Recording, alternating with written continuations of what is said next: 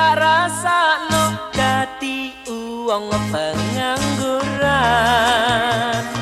Ora esuk ora sore dadi omongan.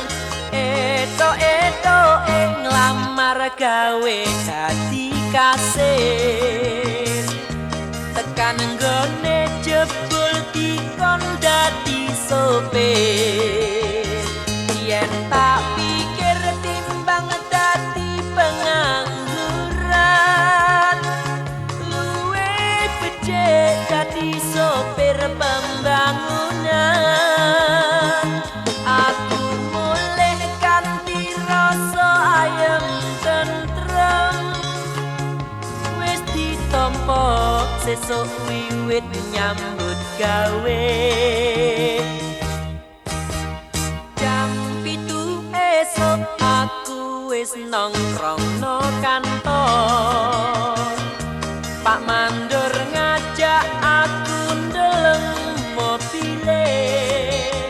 Ati mengkeret sauntara rada mrinding.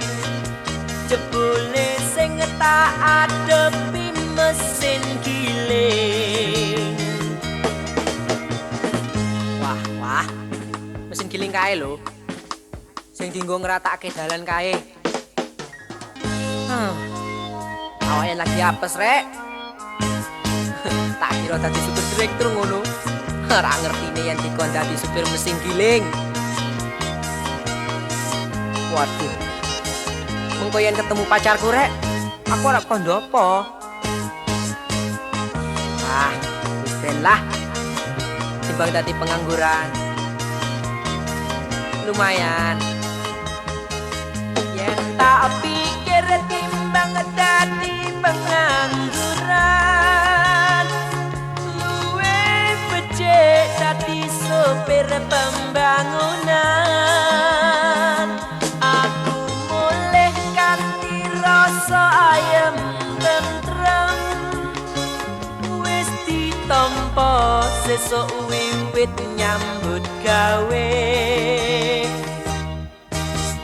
Jam 7 esuk aku wis nongkrong no kantor. Pak Mandor ngajak aku ndeleng mobile. Ati mengkeret sauntara rada mrinding. Jebule sing tak adepi mesin giling. Wis ben lah. Dadi supir mesin giling. Timbang dadi pengangguran.